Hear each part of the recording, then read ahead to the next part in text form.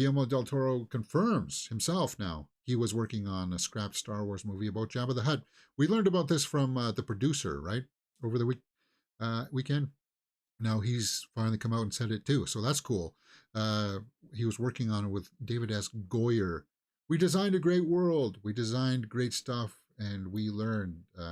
Guillermo Del Toro is one of my favorite directors right now, and he all around seems like he's a true mensch, good person, right? So he confirmed, yes, it could have happened. The filmmaker confirmed during a Q&A with Collider that he was working on a Star Wars movie that would center on the notorious Jabba the Hutt. Um, so there was a lot of stuff going behind the scenes at Lucasfilm at the time, Goyer said, but it's a cool script. In response, Del Toro tweeted, "True, can't say much. Maybe 2 letters, J and BB. Is that 3 letters? Jabba the Hutt? Yeah." So Del Toro has now confirmed that the project did, in fact, revolve around Jabba. We had the rise and fall of Jabba the Hutt, so I was so happy, he said during the recent Collider event. We were doing a lot of stuff, and then it's not my property. It's not my money, and then it's one of those 30 screenplays that goes away. Sometimes I'm bitter. Sometimes I'm not. I always turn to my team and say, good practice, guys, good practice. We designed a great world. We designed great stuff. We learned. And that's what I mean about Del Toro being a true mensch. Like he saw that he was allowed to play in that playground and develop a script and ideas. Imagine what he would have done with Jabba the Hutt. I think that could have worked uh, about the rise and fall, about how he just got so his hubris led to his demise. Like you're dealing with a potential Jedi coming in, Luke Skywalker, and because of that big headedness, you got on a big sail barge and let him blow stuff up. It was like, yeah. And it would have been cool to see the rise of him to power, because that empire, his empire of like his crime syndicate, um, is fairly significant in the Star Wars universe. The Hutts, like we heard about it even back in the prequels, talking about the Hutts controlling everything on the outer rims and stuff like that. There could have been a lot of stuff in there that could have been very interesting. And no, it's not shrinking the universe talking about Jabba the Hutt. Like I hate people. That's like nails on the blackboard when somebody says that. It's but it's about Jabba, so you're shrinking the universe. It's like you're not. You're not. Get like that's nonsense talk. That just makes me so angry. And it would have been in the hands of a really awesome director. Like imagine what he could have done. A Del Toro Star Wars movie. Sign me up. I would pay $100 to go see a Del Toro Star Wars movie. That's something that theaters just aren't understanding, and movie makers not understanding. They think that okay, uh, look at what's happening with the Taylor Swift movie this weekend. That is something that you had to pay extra money for because Taylor Swift said that she got to set the price for her movie. She got to say that, oh, I want to charge people $19.89 because that's significant to her, right? For the movie price. Right now, if I could pre-order my ticket for a Del Toro Star Wars movie, I would, and I would say, I have $100 of mine right now. I'll be front and center. There's got to be a way that studios can figure out a way to have movies instead of being. There's a concept in business called push or pull, right? You're either pushing stuff out to the audience, to customers, or you're pulling. And pulling means that you get orders first, and like the customer has desired something, and then you make it. So they pulled your product out. Where movies tend to be pushed because they make it and then they push it out to the audience. They try to market it to people, right? They push it out to market. You see the difference there? But if there's a way that you could pull it out, then do that. But anyway, I'm going off on a tangent here. I would have loved to have seen this. I would have been like, take my money. And I would have paid top dollar for it. It would be like going to a concert of like going to a Taylor Swift concert, going to a Coldplay concert, going to a Metallica concert. Yes, you would pay extra for it. That's because that's what you want to see. I want to see a Del Toro Star Wars movie, so I'll pay more for it. I'll pay more than my $12.50 for it. There's something there that needs to be reconciled. That studios need to understand. Um, I just don't know if we're there yet. But that's what could have been. And as I said, and what this article says, that Del Toro took it.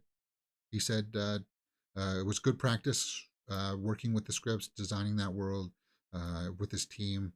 We designed a great world. We designed great stuff. We learned. We learned from that experience.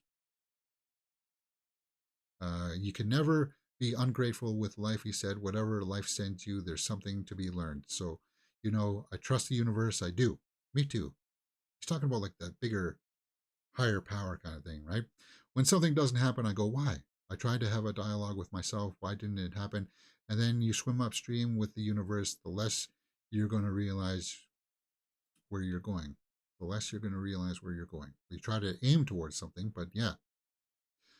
Um, he goes on to talk about what happened with his Pacific Rim sequel that never got off the ground, and did he ever watch the sequel? He said no. He didn't watch Pacific Rim Uprising because it felt like it was directed by his ex-wife or something. It would have felt like he was watching it from his like ex-wife or something. It was like that's an interesting analogy there.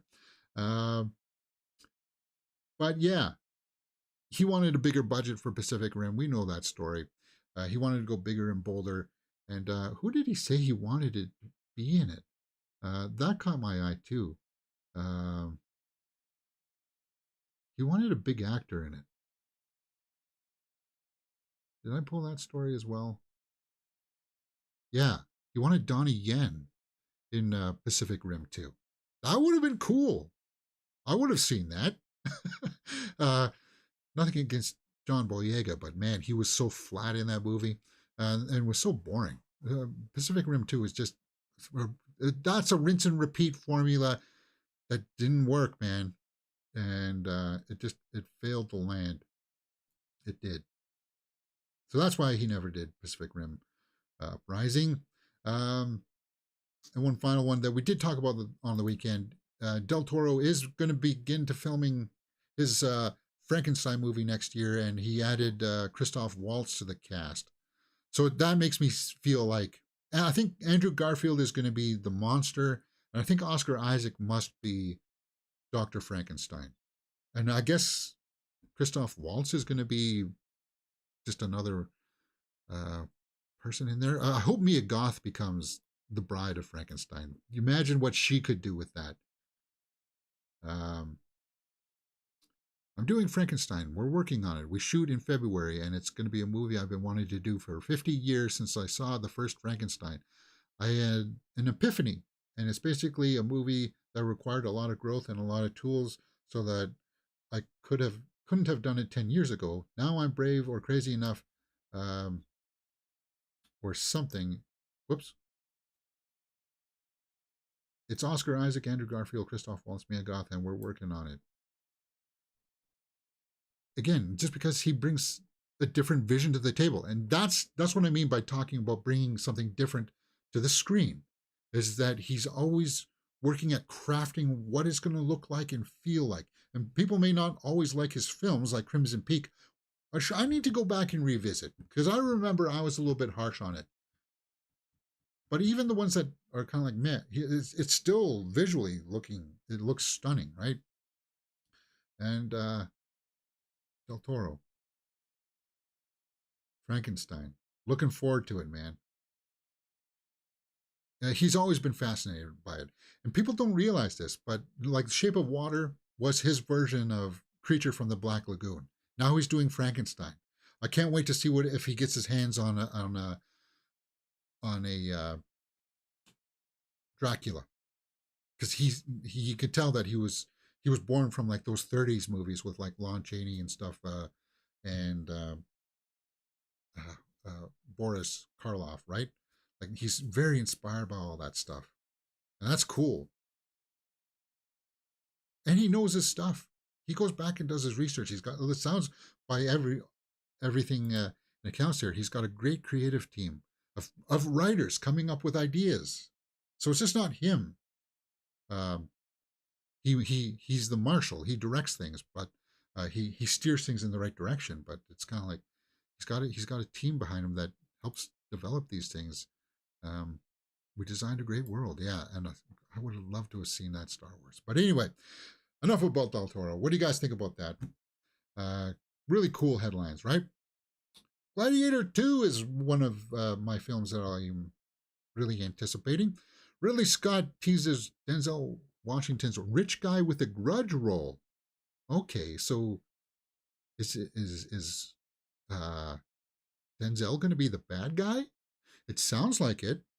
Well, we know that he can play a bad guy really well, so that's cool. A rich guy who's still carrying a grudge.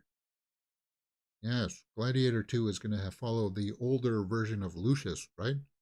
Played by Paul Mescal.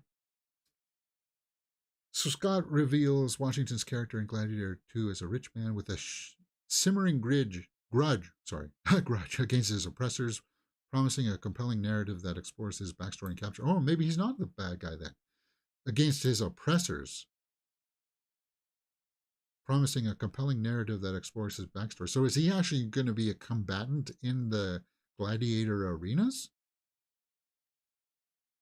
Well, we know that Denzel can still do it if you've watched this year's Equalizer 3. He can still do the action. Russell Crowe expresses nostalgia. Yeah,